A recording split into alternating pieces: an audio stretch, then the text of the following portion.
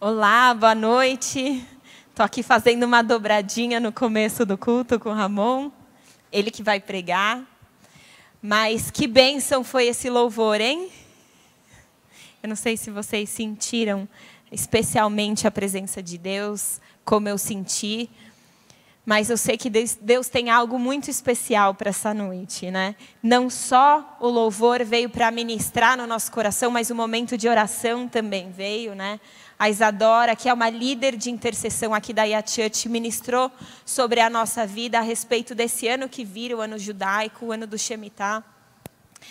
E eu quero reiterar para vocês que ouviram, né? Talvez alguns não tenham entendido algumas coisas, mas no passado, antes que Cristo viesse, Deus ministrava coisas a respeito do seu caráter, dos seus valores, de quem Ele é, por meio de mistérios. Desde a separação do homem de Deus no Éden por causa do pecado, o homem foi cada vez mais criando uma sociedade sem Deus. Porém, Deus implantava os seus valores na cultura judaica, mostrando qual era a sua vontade. O ano de Shemitah era uma forma da sociedade judaica ter um sistema mais igualitário, mais justo, onde quem trabalhava mais poderia ganhar mais, ou às vezes conquistar mais terras. Alguns perdiam suas terras, faziam dívidas por causa de uma má administração. Alguns se tornavam até escravos no meio do caminho por perder tudo, iam trabalhar então para sobreviver. Porém, Deus, Ele sempre tinha restituição. A cada ano de Shemitah, as dívidas eram perdoadas. A cada 50 anos, todas as terras voltavam para quem era de direito no início. Então, Deus tinha um sistema de justiça. E isso servia para que as pessoas entendessem um pouco mais sobre quem era Deus. Deus falava de redenção, Deus falava de salvação. A história de Noé, né? Que foi um momento onde a sociedade estava muito má, porém Deus trouxe a salvação para a família de um justo.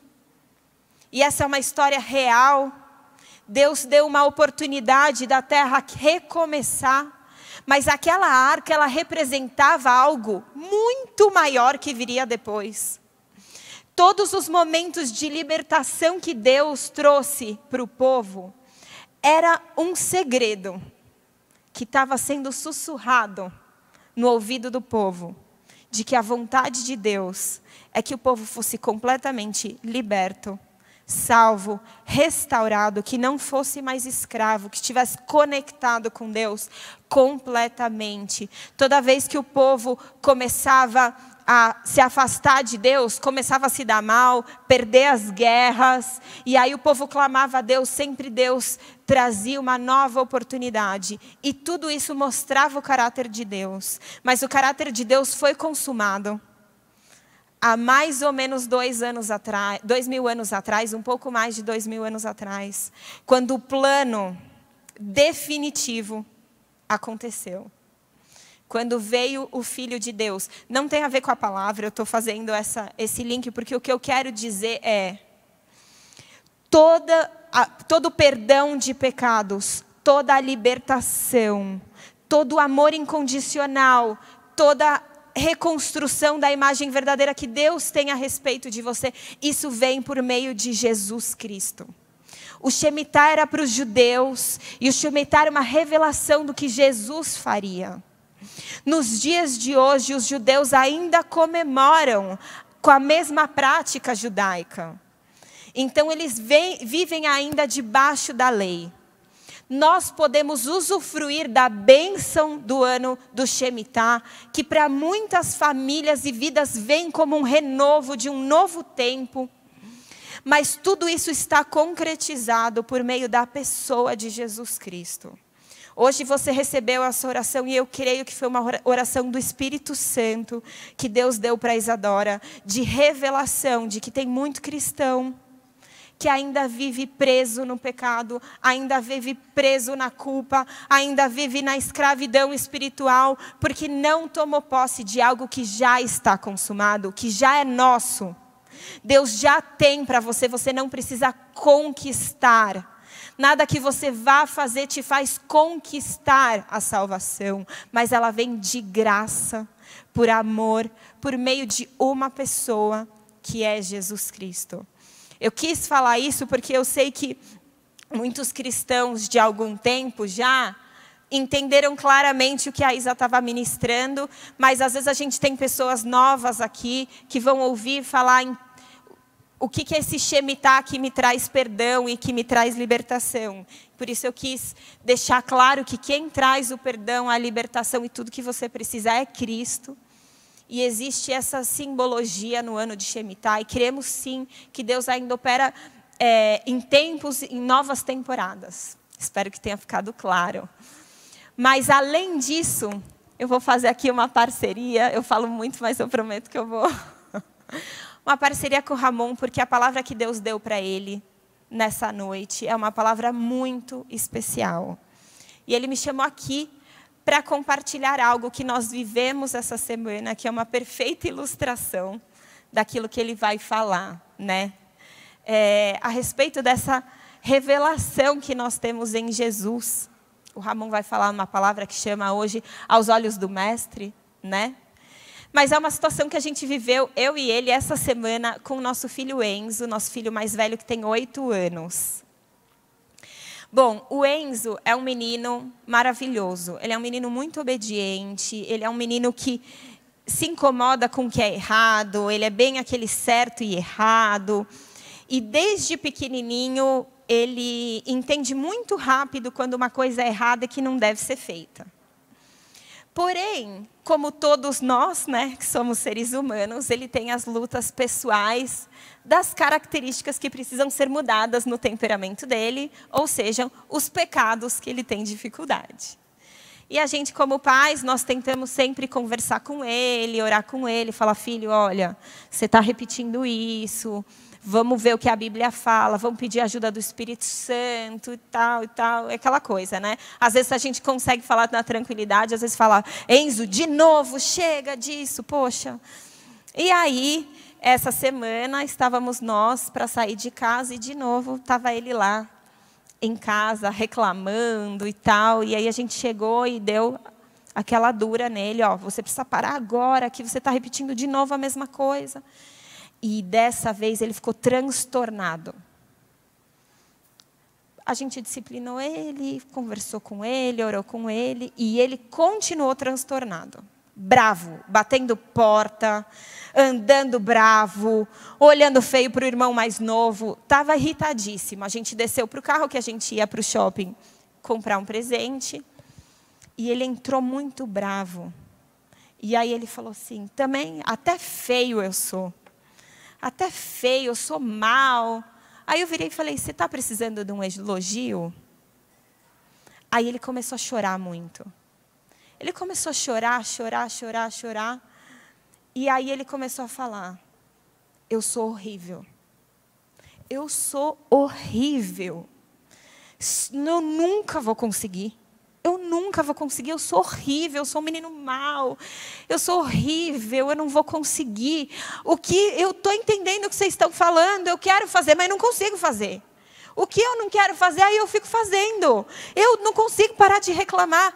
Eu nunca vou mudar, eu nunca vou conseguir. Eu sou horrível, eu já estou avisando. Vocês não esperem que eu mude, porque eu não vou conseguir.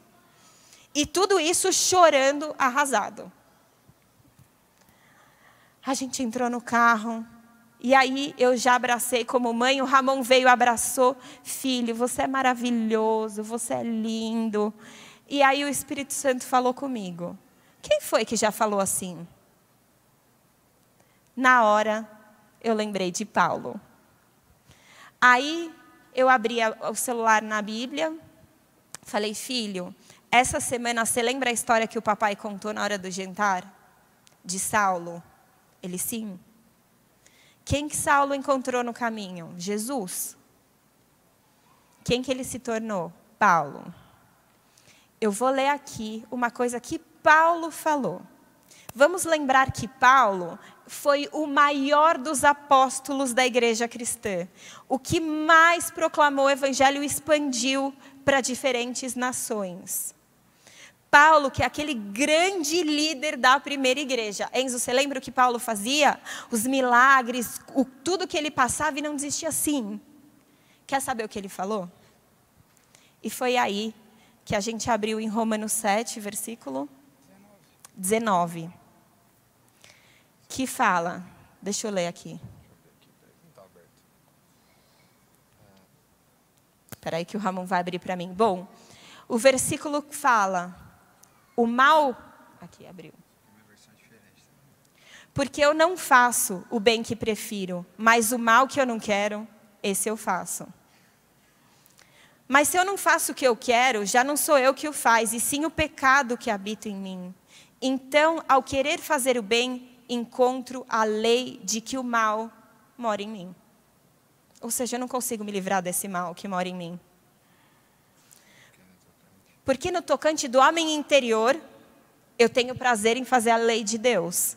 Ou seja, no meu espírito, eu tenho prazer em fazer as coisas de Deus. Mas vejo no meu corpo outra lei, que guerreando contra a lei da minha mente, me faz prisioneiro da lei do pecado que está nos meus membros. Miserável homem que sou. Eu falei para ele, Enzo, Paulo, no meio do ministério dele ainda falou, que homem horrível que eu sou. Que homem horrível que eu sou. Aí ele olhou para mim e falou, sério? Tipo, me identifiquei com ele. Aquele Paulo incrível falou a mesma coisa que eu estou falando? Falei, ele falou. Só que sabe o que ele continuou falando? Quem me livrará do corpo dessa morte? Então, Enzo, Paulo se sentiu igualzinho você está se sentindo agora. E aí ele fez uma pergunta, quem pode me livrar desse corpo pecaminoso que eu não estou conseguindo transformar? Quem vai me livrar dele?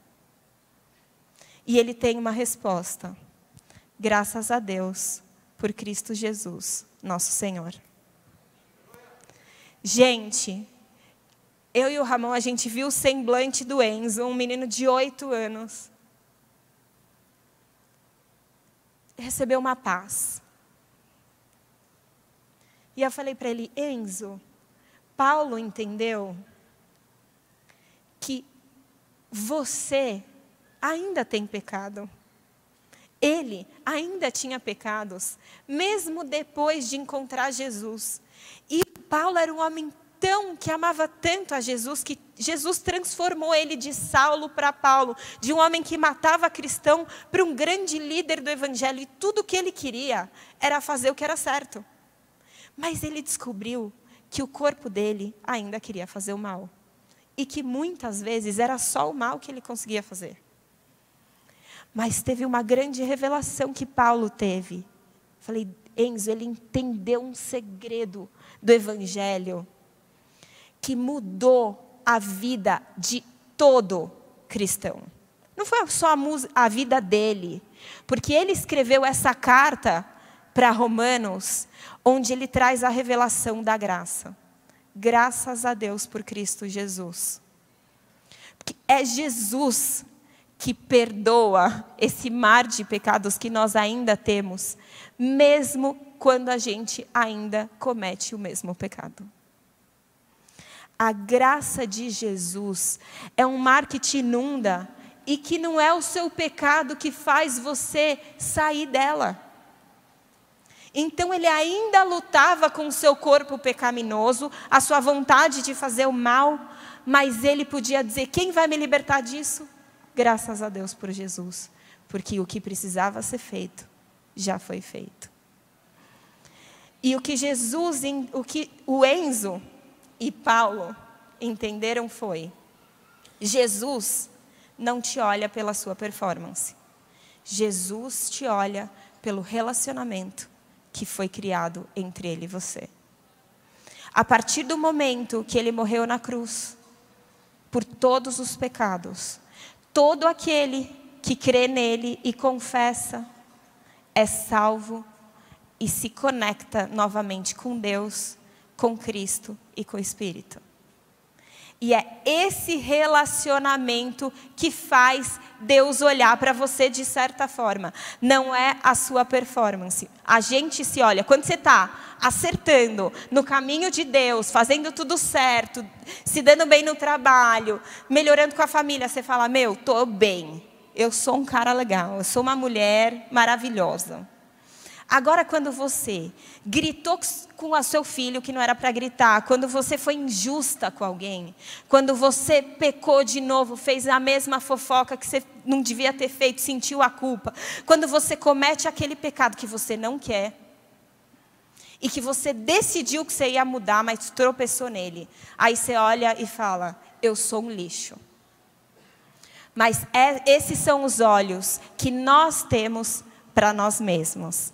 E o Ramon vai ensinar para vocês nessa noite como que o mestre te vê.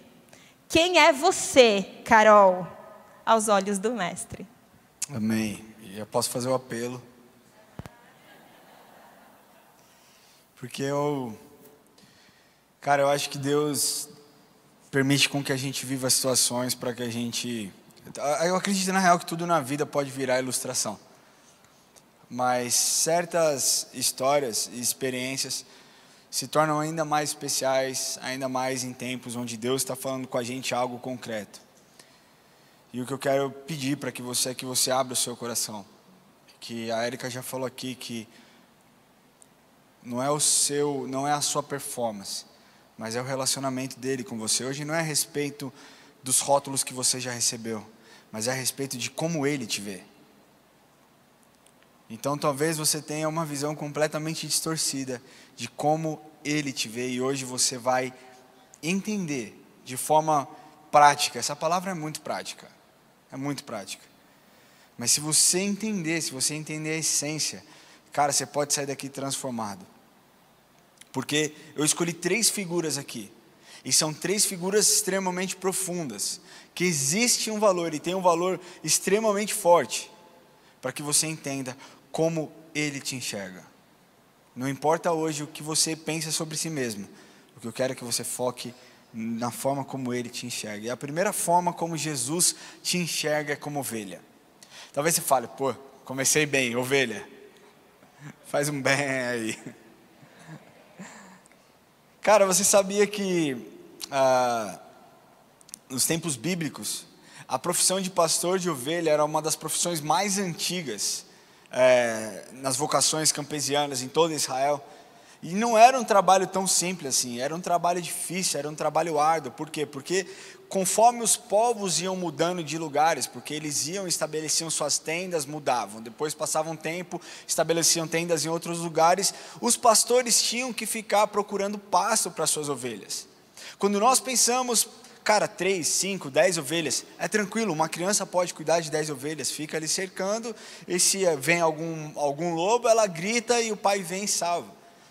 Mas a Bíblia traz relatos de rebanhos com milhares de ovelhas, e outras até com dezenas de milhares de ovelhas.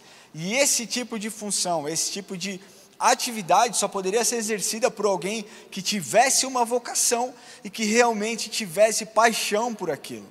Sabe por quê? Porque se aquela pessoa não fosse capacitada e não tivesse realmente entendido, ou então não conhecesse o real propósito da sua vocação, ela metia o pé rapidinho e na primeira dificuldade ela ia embora. Sabe por quê? Porque Israel tem um clima muito extremo. E Jacó relata isso lá em Gênesis 31, quando Jacó cuidava do rebanho de Labão, ele diz que de dia ele era consumido pelo calor e de noite ele era consumido pelo frio, ou seja, existia uma dificuldade na vida de um pastor que cuidava dos rebanhos. Então não era uma profissão tão fácil assim. Muitas vezes um pastor de ovelha dormia fora, ele tinha que levar as ovelhas precisavam passar a maior parte do tempo fora dos abrigos, para pastar, sabe? E eles tinham que acompanhar, ficavam longe dos seus familiares, ficavam longe talvez das suas casas, passavam frio, calor, como Jacó relata aqui. E somente uma pessoa apaixonada por essa profissão poderia fazer com tamanha dedicação e tamanha perfeição. Jesus usa essa figura para demonstrar o quanto ele cuida de nós, para demonstrar o quanto ele cuida de você. Ele diz lá, eu quero que você abra a sua Bíblia em João, capítulo 10, nós vamos ler do 11 ao 16. Jesus dizendo: eu sou o bom pastor dá a vida pelas ovelhas. O mercenário que não é pastor e quem não pertence às ovelhas, vê vir o lobo, abandona as ovelhas e foge. Então o lobo as arrebata e as dispersa. O mercenário foge porque é mercenário e não tem cuidado com as ovelhas. Ou seja, o mercenário ele só estava preocupado com o valor que ele recebia. Você sabe quando as torcidas chamam os jogadores de mercenário? Eles querem dizer que, cara, o jogador só está preocupado com o dinheiro que ele está recebendo e não com a instituição que ele representa. É mais ou menos isso que o mercenário fazia na época lá das ovelhas. Ele recebia, acabava o período de trabalho dele, ele ia embora, ia para sua casa e as ovelhas muitas vezes ficavam lá, ao léu realmente, sofrendo todo tipo de risco. Mas vamos continuar aqui. O mercenário foge porque é mercenário e não tem cuidado com as ovelhas. Olha só o que Jesus disse: eu sou um bom pastor, conheço as minhas ovelhas e elas conhecem a mim. Assim como o Pai me conhece a mim, eu conheço o Pai e dou a minha vida pelas minhas ovelhas. Ainda não tenho outras ovelhas, não deste aprisco. A mim me convém conduzi-las. Elas ouvirão a minha voz, então haverá um só rebanho. João 10, 27 também diz assim: as minhas ovelhas ouvem a minha voz, eu as conheço e elas me seguem. Você sabia que tudo que a Bíblia relata, Jesus ali ele está mostrando o que de fato era realmente a vida dos pastores de ovelhas. E ele mostrou através das suas palavras o quão cuidado aqueles pastores precisavam tomar e o quão cuidado ele toma com as nossas vidas. Porque não era simplesmente uma falácia que um bom pastor dava vida pelas ovelhas. Cara, quantos aqui lembram a história de Davi? Você acha realmente que se o Davi não fosse um pastor, um bom pastor, ele ia lutar contra um leão, ou então ia lutar contra um urso para defender uma ovelha? Era mais fácil falar: leão, come essa daqui, ó, deixa eu fugir com o resto. Leão, urso, seguinte, não vou brigar com você não, pode pegar quanto você quiser, salva a minha vida. Cara, talvez eu fizesse isso, talvez o Daniel fizesse isso, porque a gente entende o valor da nossa vida. Mas um bom pastor, e esse bom pastor se chama Jesus Cristo, ele já morreu por você. Assim como Davi decidiu lutar, ele um dia decidiu se entregar para que você pudesse entender que ele é um bom pastor e ele já deu a vida por você. Ele não vai dar, ele já deu a vida por você. Por quê? Porque você tem valor para ele. Não é assim? E aí quando diz, as ovelhas ouvem a minha voz, eu as conheço e elas me seguem, é porque as ovelhas entendiam, os pastores emitiam um som agudo e as ovelhas reconheciam a voz dos seus pastores. Muitas vezes existiam alguns rebanhos que ficavam juntos e eles, através daquele som, as ovelhas se separavam e elas ouviam a voz dos seus pastores e os seguiam. Existiam alguns pastores que tocavam gaita ou então flauta para suas ovelhas. Você entende?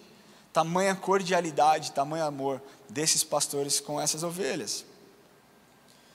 As ovelhas e os pastores viviam uma proximidade tão grande e contínua, e isso criava uma afeição real entre eles.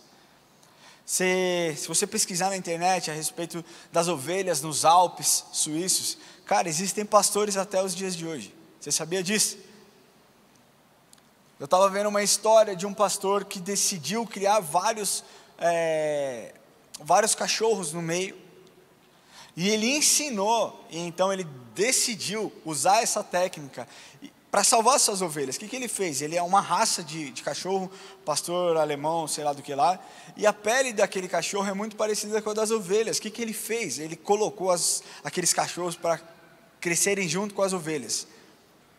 Só que cachorro é cachorro, ovelha é ovelha, só que no meio daquele rebanho, o lobo nunca entendeu e nunca tinha percebido. E o que esse cara fez, o que esse pastor de ovelhas fez, foi fazer com que o cachorro criasse mais afeição pelas ovelhas do que pelo dono, do que pelo humano.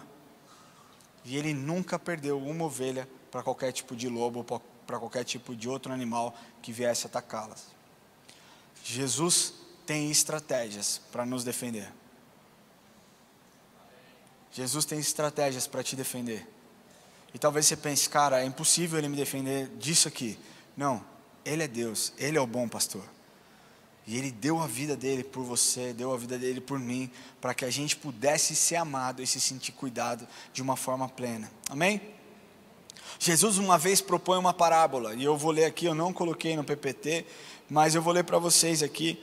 Ele propõe essa parábola, a parábola que talvez você já conhece, que está lá em Mateus 18, a partir do versículo, eu vou passar um pouquinho mais para frente, a partir do 10, né? Deixa eu ver aqui. Não, vamos fazer o seguinte, vou ler a partir do 11. Não precisa abrir, só acompanha comigo.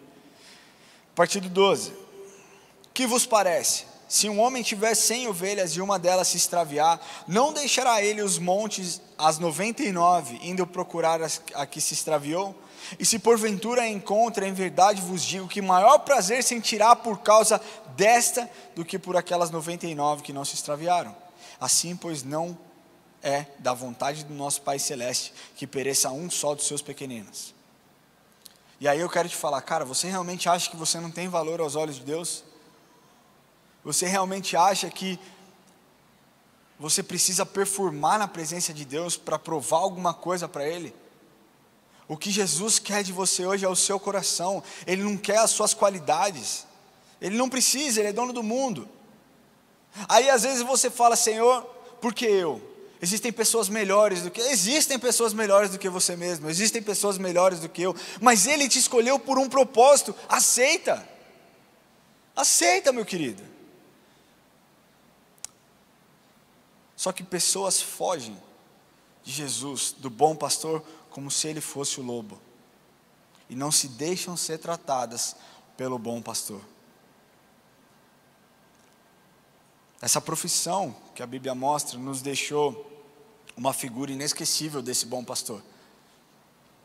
Pois nós não podemos falar desse bom pastor sem falar a respeito da cordialidade, da lealdade, do amor.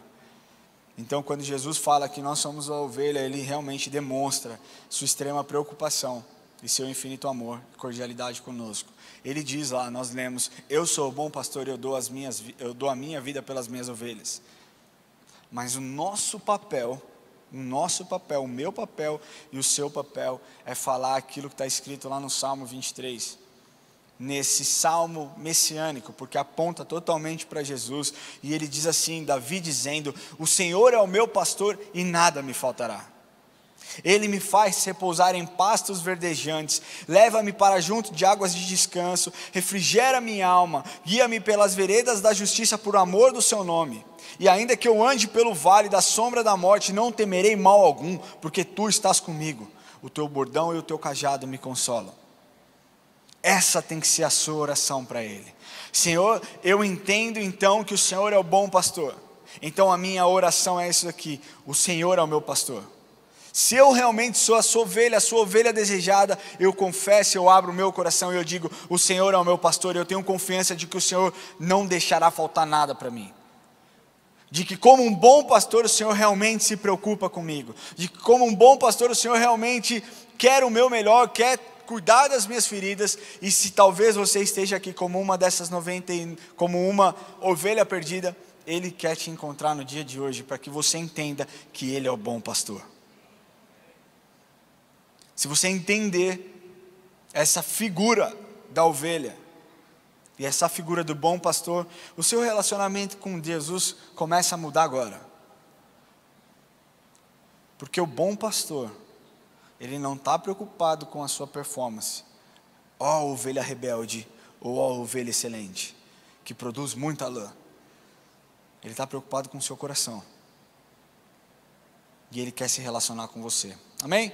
Então essa primeira figura que eu quero usar, como Ele nos enxerga, Ele te enxerga em primeiro lugar como ovelha. Em segundo lugar, Ele te enxerga como amigo.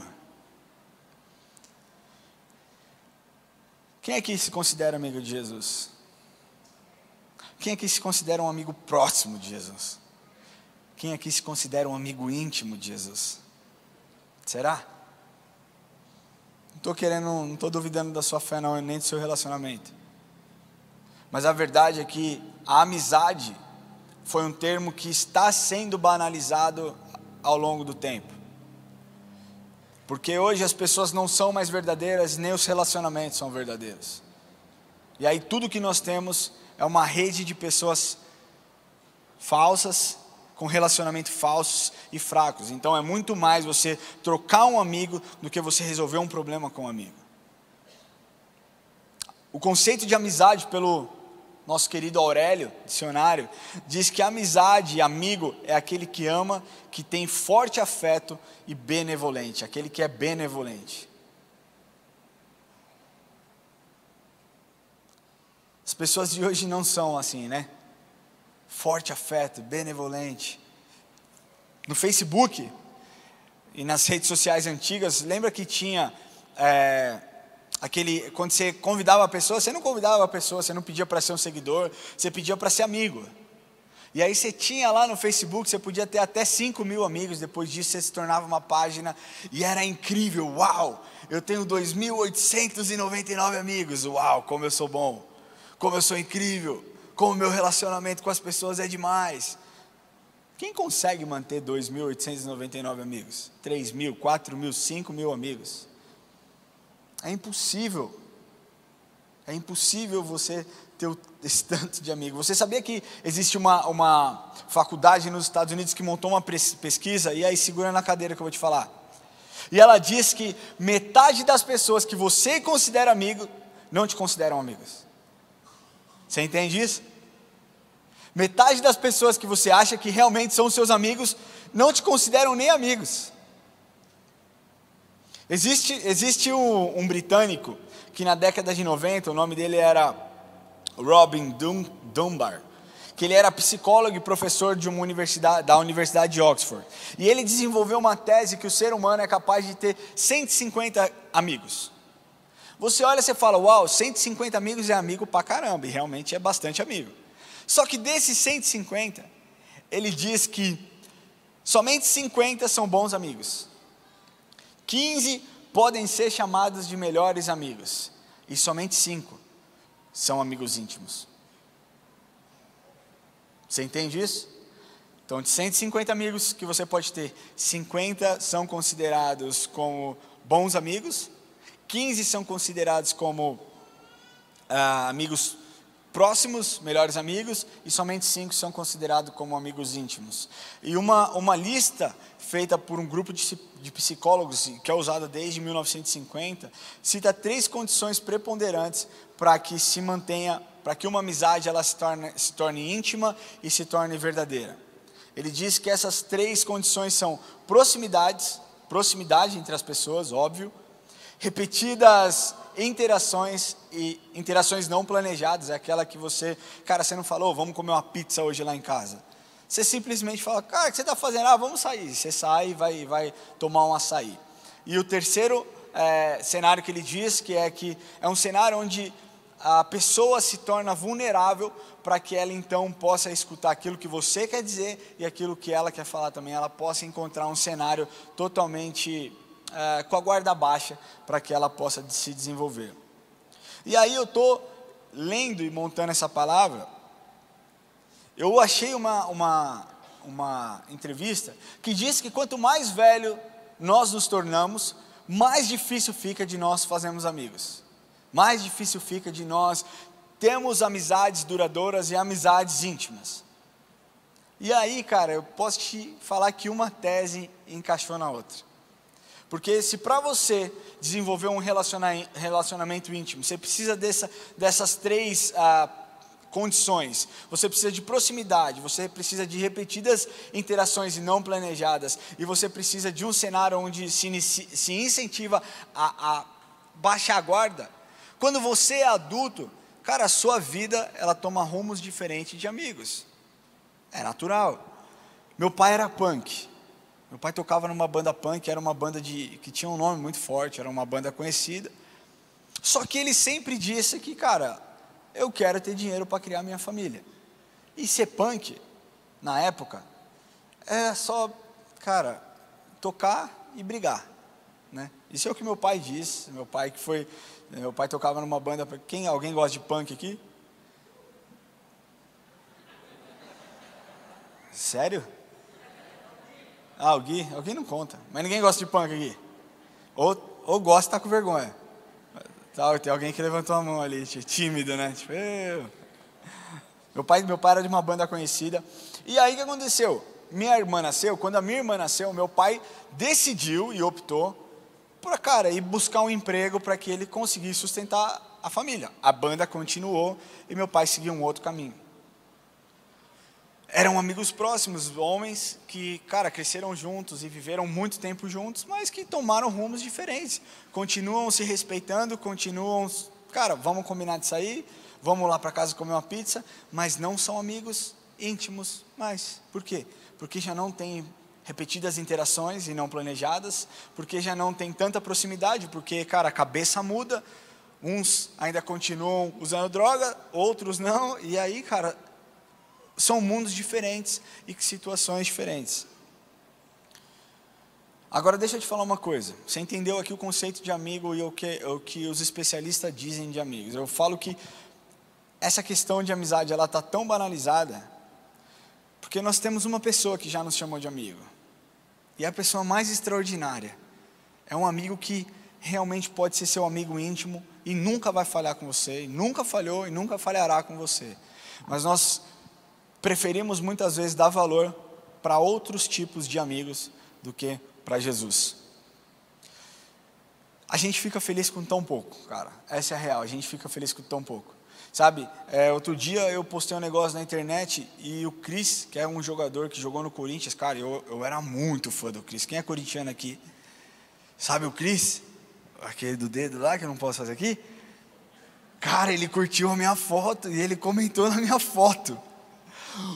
Quando eu vi isso, eu fui correndo contar para ele. Eu falei, você não sabe o que aconteceu. Jesus já pode voltar, porque o Cris comentou na minha foto em detalhe. Ele me chamou no inbox para conversar comigo e me passou o zap dele. Cara, eu queria chamar ele para ir lá em casa comer uma pizza. E a Erika me proibiu. Graças a Deus pela vida dela. Mas a gente se contenta com tão pouco. Essa semana eu estava conversando com o Lucas na casa do Isaías Saad. E eu falei, na casa do famosão você vai, na minha não, né? E ele falou, cara, eu recebi tanto comentário desse jeito, desse tipo. Porque as pessoas olham e ficam deslumbradas com isso. Imagina você, cara, hoje o Justin Bieber está em alta. Eu acredito que, cara, a vida dele, a conversão dele é uma conversão genuína. O caminho que ele está seguindo é um caminho lindo. Imagina ele te chamando de amigo. Hey friend, let's have some dinner. Justin Bieber, eu? Agora.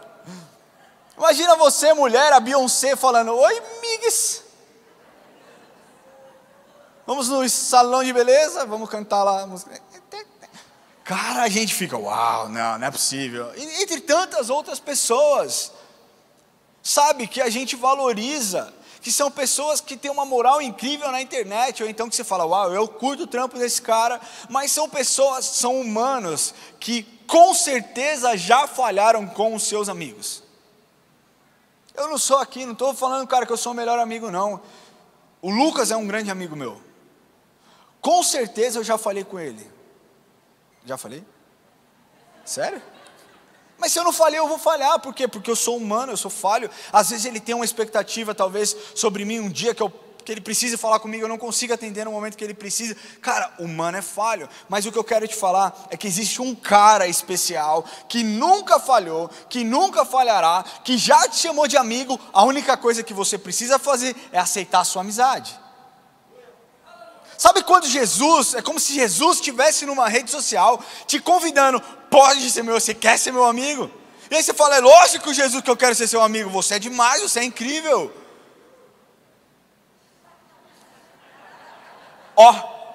Profético. Eu quero ler com vocês o que está escrito em João 15, de 13 a 15, porque às vezes a gente tem a visão de que Jesus está lá em cima, a gente está aqui embaixo, e existe um abismo nesse relacionamento. Eu quero te falar que não existe esse abismo, você cria esse abismo. Esse abismo não é real, porque o relacionamento com Jesus, entre você e Jesus, é um relacionamento tete a tete. Qualquer relacionamento é uma via de duas mãos. Você se dedica, a outra parte se dedica, e vocês são melhores amigos. Agora, se só eu me dedicasse para um relacionamento com o Lucas, para uma amizade com ele, e ele não retribuísse, cara, a primeira coisa que eu falo, meu amigo, obrigado, eu não mereço isso, estou magoado, e eu vou achar um outro amigo.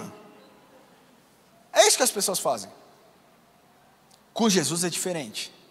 Não existe esse abismo e não queira criar esse abismo. Entenda, Ele é o seu Senhor, Ele é o seu Salvador, mas Ele também é o seu amigo. Toma posse disso, meu querido. Se você entendeu, você precisa se expressar. Se Ele realmente é seu amigo, se expressa na presença dEle, igreja. Eu quero ler para vocês, João 15, versículo de 13 a 15. Estou olhando o horário para não passar muito. Ninguém tem maior amor do que este, de dar a alguém a própria vida em favor dos seus amigos. Você teve algum amigo que já se colocou à frente de algum tiro que você poderia ter tomado? Alguém já vivenciou isso? Você tem algum amigo que um dia você ia apanhar, tomar um pau de alguém, e entrou na sua frente e apanhou no seu lugar? Alguém já teve isso? Cara, ninguém teve isso aqui, e nem eu. E nem eu, o máximo que falou, você vai brigar? Eu vou junto, mas eu não vou sozinho não, vamos lá apanhar junto. Ninguém tem isso. E o que Jesus está falando é, cara, ninguém tem amor maior do que esse, de dar a própria vida em favor dos seus amigos. Quem fez isso? Quem fez isso? Fala mais alto, querido. Quem fez isso? Ele fez isso aí mesmo. Vós sois meus amigos, se fazei o que vos mando. Condição. E aqui não é a brincadeira de ser o mestre mandou não. É porque ele sabe os caminhos que você deve ou não deve ir. Onde você pode ou onde você não pode pisar. O que você deve ou não deve fazer. É por isso que ele diz, se fazei o que vos manda. Já não vos chamo de servo, porque o servo não sabe o que faz o seu senhor. Mas tenho-vos chamado de amigo, porque tudo quanto ouvi de meu Pai, vos tenho dado a conhecer. Cara, muitas vezes as pessoas rejeitam essa amizade com Deus, por não querer um compromisso verdadeiro com Ele, por não querer se dedicar. Você só precisa de uma coisa para ser amigo de Jesus: obedecer e escutar a voz dEle. Isso é uma demonstração de amor. Você sabe que quando você obedece a Deus, quando você obedece o que a palavra de Deus diz, você demonstra o quanto você ama a Deus? Quem sabia disso aqui? A maioria eu acho que não sabia, porque não levantou a mão. Então eu vou falar para vocês, a palavra de Deus diz assim, aquele que tem os meus mandamentos e os guarda, esse é o que? Então se você quer ter um relacionamento com Jesus, de amizade, você precisa obedecer e confiar que os planos dele e a vontade dele é boa, perfeita e agradável. Amém? Para encerrar esse ponto aqui, o que eu quero te falar é que Jesus já se doou para você. Você já entendeu que você é uma ovelha, que Ele é o bom pastor e que Ele te convidou para que você seja amigo dEle. E não é você que convida Jesus, porque a palavra de Deus diz que não foi você que se achegou a Jesus, mas Ele que chegou até você. Então foi Ele que te convidou. Cara, que incrível. Jesus me chamou para ser amigo dEle. Uau! Aceita, o seu papel é aceitar e viver esse relacionamento de forma íntima. Ele não quer ser o seu amigo superficial. Ele quer ser seu amigo íntimo. É isso que Jesus quer fazer na sua vida. E é dessa forma como Ele te enxerga, como meu amigo. Ele não, cara, deixa eu te falar. Ele não olha para você e fala, ah lá, fulano de tal, quebrada. Fulano de tal, adúltero. Fulana de tal, mentirosa, fofoqueira. Cara, ele olha lá minha ovelha. Olha lá o meu amigo. E o terceiro ponto que eu quero te falar, a forma como ele te enxerga, é como irmão. Como irmão. Se nós olharmos para a história da Bíblia, cara, você vai ver que a história de relacionamento entre irmãos, em algumas áreas, em algumas pessoas, em algumas histórias, são histórias um pouco complicadas. E talvez você tenha tido um irmão péssimo, um péssimo irmão. Tá? Se a gente pegar na Bíblia, a história na Bíblia mostra que os dois primeiros irmãos que aparecem na Bíblia, Caim e Abel, dá muito ruim. Para quem não conhece essa história, Caim matou Abel por inveja, porque Deus aceitou o sacrifício de Abel e não aceitou o sacrifício de Caim. E aí Caim ficou muito pistola e foi lá e matou Abel de forma errada. E, cara, foi cobrado por isso. Outro irmão que, cara, foi muito sacana foi Jacó. Jacó enganou seu pai, cara, trapaceou o seu irmão, se fingiu ser Esaú por conta da primogenitura e, mentiu lá, sua mãe ajudou também, a mãe também não, né? Enfim. Dá para entender, cara, na cara, que Jacó era o preferido da mãe ali, talvez Esaú fosse o preferido do pai. Mas o que aconteceu foi isso. Jacó trapaceou o seu irmão por conta da primogenitura. E quando seu irmão descobre o que ele tem que fazer, meteu o pé e correu, cara, porque ia ficar muito ruim para ele, fugiu durante muito tempo. Mas Deus abençoou Esaú. Deus continuou abençoando Esaú. E uma outra história que relata a respeito dos irmãos, é José. Lamartine hoje aqui pregou de manhã sobre José. José, os seus irmãos, os irmãos de José, jogaram ele no poço. Uns queriam matá-lo, mas aí, cara, apareceu lá, Rubem falou, não, vamos matar não. Vamos vender para uma caravana midianita. Aí venderam José para a caravana midianita. Então, se a gente pegar na Bíblia, você olha e fala, cara, a Bíblia mostra aí que tem umas histórias pior do que a minha com o meu irmão. Eu tive duas irmãs, eu tenho duas irmãs, graças a Deus as duas estão vivas. Mas eu nunca tive problemas profundos com elas, de relacionamento. Eu tenho a Bruna, que eu não sei se ela está aqui ou não, está ali, a minha irmã mais nova, caçula. E eu tenho a Pauline é minha irmã mais velha, que hoje mora nos Estados Unidos. E são pessoas que eu amo. E muitas vezes é difícil de escrever, simplesmente através de palavras, o quanto eu amo a vida delas. Sabe por quê? Porque a gente está acostumado a falar tanto eu te amo para pessoas, que essa palavra também foi banalizada, assim como a amizade. E ela já não perde o valor, e ela já perdeu o valor. A real é que perdeu o valor você falar eu te amo. Sabe? Então, se você fala assim, cara, o que você deseja para a sua irmã?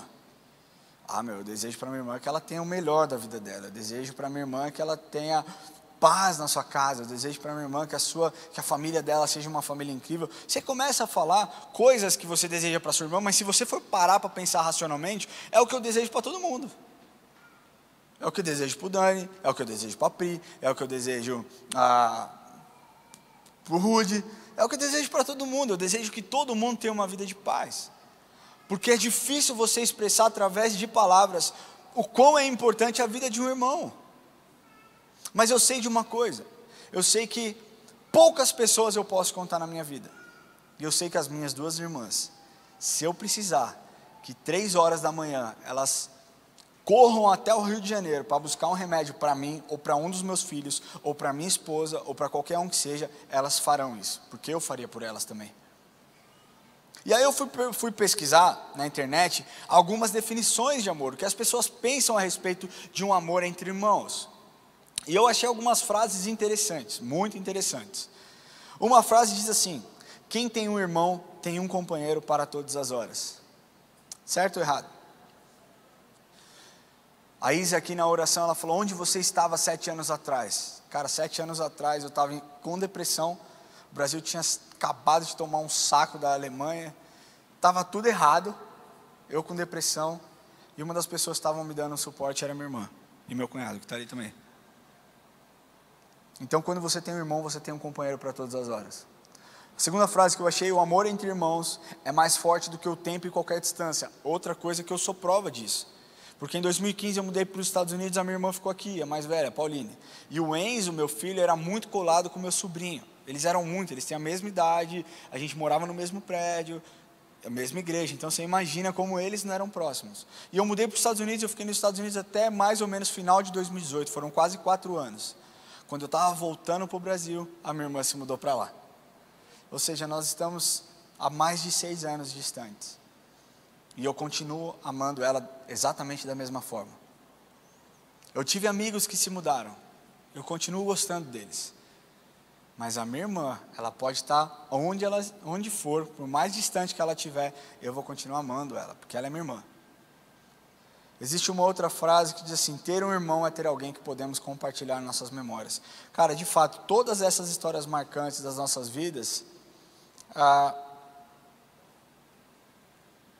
é isso, é o que essas frases podem resumir.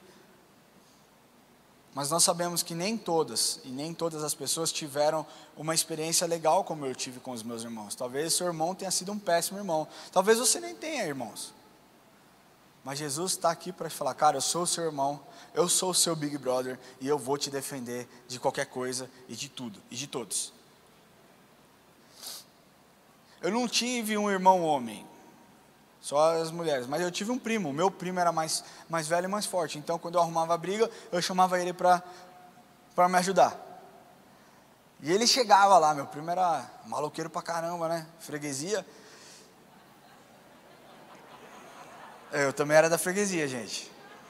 Tá? Eu também era da freguesia. Mas meu primo era independente, tatuagem da Independente no braço, todo maluqueirão. Eu sou amigo do Caveira. Oh, meu Deus do céu. Eu só pedi para você bater no cara, velho. Mas, cara, eu tinha segurança no meu primo. Eu arrumava briga com alguém, eu falava, Rafael, pelo amor de Deus, me ajuda. Ele, não, estou indo lá. Ia e resolvia a minha parada. Deixa eu te falar uma coisa, que você tem um irmão que é o seu advogado perante o inimigo mais profundo da sua vida. Deixa eu te falar, deixa eu te trazer uma revelação aqui. O seu inimigo não é o seu vizinho, o seu inimigo não é o seu chefe, o seu inimigo não é aquela pessoa que tanto te atormenta. O seu inimigo é Satanás. E Jesus vai te defender exatamente desse Satanás que quer te condenar. E ele é o seu advogado, e por conta dele, por conta do seu sacrifício, não existem mais condenação sobre mim e sobre você. Porque nós temos um irmão mais velho que nos protege. Ele decidiu, ele é o único filho de Deus. E ele decidiu compartilhar de tudo isso com a gente, para que a gente pudesse ter acesso ao Deus Pai. Eu quero ler para vocês o que está escrito em Marcos 3. Capítulo 3, versículo 32, eu já estou encerrando, gente. Diz assim, muita gente estava sentada ao redor dele e lhe disseram, olha, tua mãe, teus irmãos e a irmã estão lá fora à tua procura. Então ele lhe respondeu dizendo, quem é a minha mãe e meus irmãos? E correndo o olhar, eu fico imaginando, cara, às vezes eu leio a Bíblia, eu fico imaginando os movimentos de Jesus. E correndo o olhar, eu acho que ele, cara, fez um panorama, plá. Pelos que estavam assentados ao redor disse, eis minha mãe e meus irmãos, portanto qualquer que fizer a vontade de Deus, esse é meu irmão, essa é minha irmã e essa é minha mãe. Em outras palavras, o que esses discípulos falaram foi assim, Jesus, é o seguinte, as pessoas mais próximas de você, né, os seus discípulos, a sua mãe realmente, eles estão lá fora te procurando, esperando você. E ele falou, cara, vocês são os meus irmãos, você pode ser considerada a minha mãe. O John Piper tem uma pregação onde ele fala exatamente isso. A pregação diz, todos nós somos mães. E ele conta exatamente essa parábola a respeito disso, quando Jesus diz isso. E o que eu quero te falar, cara, é que nós somos irmãos de Jesus quando nós obedecemos, porque a resposta de Jesus foi a resposta mais extraordinária que ele poderia dar. E ali ele nos traz um sentimento de pertencimento. A quem nós pertencemos. Se eu sou irmão de Jesus, meu querido, eu estou tranquilo. Eu estou tranquilo. Eu não estou falando que eu não vou passar por luta, eu não estou falando que eu não vou passar por dificuldade. Hoje é o olhar que Ele tem a respeito de você. É como Ele te enxerga e é como Ele te olha. Se você realmente entender isso, que você é ovelha, que você é um amigo e que você é um irmão, cara, deixa eu te falar, eu vou te afirmar que você vai ter privilégios, que você vai ter acesso a muita coisa e acesso à proteção. Quando nós temos Jesus como nosso irmão, nós temos acesso irrestrito e ilimitado. A hora que você quiser, quando você quiser e onde você quiser, você pode clamar o nome dele, que ele vai vir te ajudar. Amém?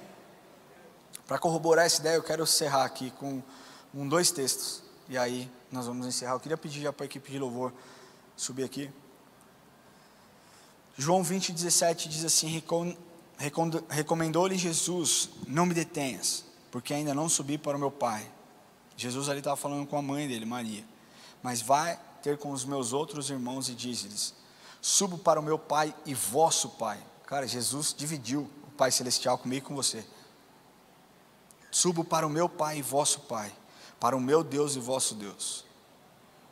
Romanos 8:17 diz assim, ora, se somos filhos, somos também herdeiros, herdeiros de Deus e co-herdeiros com Cristo. Se com Ele sofremos, também com Ele seremos glorificados. E o último versículo que eu quero ler para você aqui, 1 João 3:1 diz assim, veja que grande amor nos tem concedido o Pai, a ponto de sermos chamados filhos de Deus. E de fato somos filhos de Deus. Por essa razão o mundo não nos conhece, porquanto não o conheceu a Ele mesmo. Deixa eu te falar uma coisa. Você precisa parar de se vitimizar. Ai, mas fulano de tal falou isso. Ai, mas a minha história é dessa forma. Gente, eu não estou aqui desvalidando o que você sente, mas eu quero te trazer uma perspectiva de que para Ele você é essencial. Você é essencial para Deus. Deus, Ele te olha pessoalmente, como um indivíduo, e Ele fala, cara, eu te escolhi. Se preciso for largar as 99 para ir atrás de você, eu iria. Eu te amo tanto, você é tanto meu irmão, e olha como eu sou incrível, porque eu dei a minha vida por você, é o que a palavra de Deus diz. Ele te ama tanto que Ele decidiu dividir o melhor dele com você e comigo. O primeiro ponto que eu quero falar para você aqui: não importa aquilo que você carrega de marca, hoje o que você precisa entender é que você é especial aos olhos de Deus. A ovelha é guiada pelo seu pastor, e o bom pastor cuida da sua ovelha. O bom amigo é aquele que está nas horas boas, nas horas ruins, que não vai te abandonar em um momento de dificuldade. E esse é Jesus, Ele está aqui, Ele faz isso por você. E o irmão mais velho é aquele que te protege, que não vai deixar que Satanás toque na sua vida para te machucar. Mas para que tudo isso aconteça, para que tudo isso seja entendido dentro de você, você precisa abrir o seu coração e aceitar todas essas coisas. Porque embora você tenha um bom pastor, talvez você não queira ser cuidado por esse pastor. E esse é o maior erro da sua vida, é o maior erro que você pode cometer. Deus te escolheu e talvez você não queira esse relacionamento com Ele, então você nunca vai ser um amigo íntimo dEle. É outro erro grotesco que você pode cometer na sua vida. E não reconhecer que Ele é o seu irmão mais velho é um atestado de burrice, porque você não vai ter o seu advogado no momento onde o acusador jogará sobre a sua mente coisas que você fez no passado. Queria que a igreja fechasse os olhos. Minha primeira pergunta é para você que entrou aqui, e talvez essa seja a sua segunda, terceira, quarta, quinta vez, mas nunca tenha entregado o seu coração para Jesus. Talvez você nunca tenha feito uma oração de confissão. Talvez você fale, cara, eu curto a vibe dessa igreja, eu curto o louvor, eu curto a rapaziada estilosa, eu curto isso, eu curto as luzes, mas você nunca fez uma oração. Se você nunca fez essa oração, para que você receba tudo isso que foi ministrado na sua vida hoje, você precisa entregar o seu caminho ao Senhor. A palavra de Deus diz, entrega o seu caminho ao Senhor, confia nele, e o mais Ele fará. E o que Ele quer te dizer hoje, o que Ele te diz é, eu vou fazer absolutamente tudo na sua vida. Eu vou cuidar como um bom pastor cuida das ovelhas. Eu vou ser seu amigo, assim como eu quero ser seu amigo. E eu vou ser o seu irmão mais velho, porque foi para isso que eu fui criado. Se você deseja fazer essa oração, uma oração de entrega, e dizer, Jesus, eu aceito todos esses atributos. Eu aceito essa forma como o Senhor me olha. Eu aceito o Senhor como meu Senhor e o meu Salvador. Eu queria pedir que você levantasse a sua mão, onde você estiver, e nós vamos fazer uma oração. Isso aqui não é um compromisso com a EA Church, não é um compromisso comigo, com o Ramon, é você e Deus, é um relacionamento seu e Deus. Deus não está preocupado a forma como você performa, Ele está preocupado a respeito de como você se relaciona com Ele. E você precisa tomar essa decisão hoje.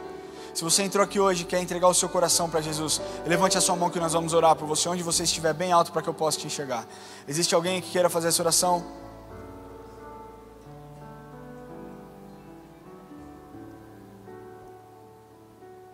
Existe alguém? Tem ali? Eu não estou enxergando, mas... glória a Deus pela sua vida. Fique em pé, por favor, você que deseja fazer essa oração. Nós não queremos te expor, nós queremos realmente orar por você. Existe mais alguém que queira fazer essa oração? Esse é o seu dia.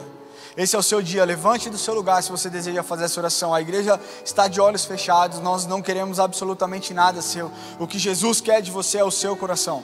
Existe alguém que deseja fazer essa oração hoje?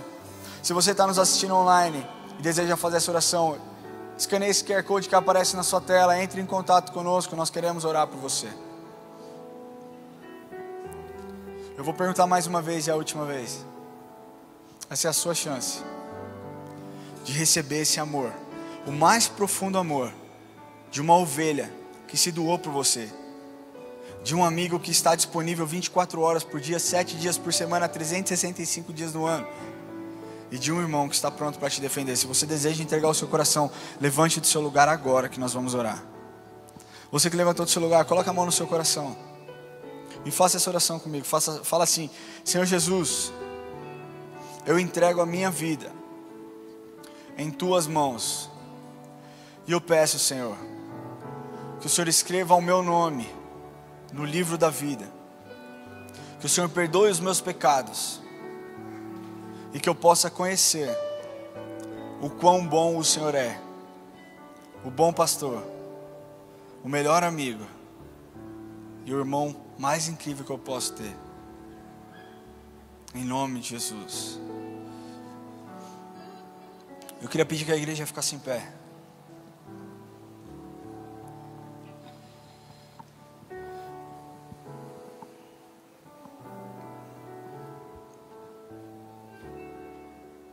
Talvez você já saiba de tudo isso que eu falei aqui. Talvez o que precisava acontecer é que você fosse relembrado dessas coisas. Mas eu queria te encorajar a ter um momento você e Deus. E que você, cara, se quebrante na presença dEle. E que você peça perdão para Ele cada vez que você não deixou com que Ele cuidasse de você. Cada vez que você foi a ovelha rebelde que se desgarrou do rebanho. Cada vez, talvez, que você tenha sido aquele amigo infiel. Aquele amigo que não honrou com a palavra. Aquele amigo que virou as costas para Ele quando alguém precisou. É o seu tempo com Deus agora. Mas faça isso. Deixa eu te falar, a salvação ela é individual. E o relacionamento com Deus ela é individual. O meu relacionamento com Deus, cara, é nutrido todos os dias. É alimentado todos os dias. E o seu relacionamento com Deus? Feche seus olhos e fale com o Senhor agora, amém? Se você reconhece que Ele é o seu bom pastor, eu queria pedir que você levante as suas mãos.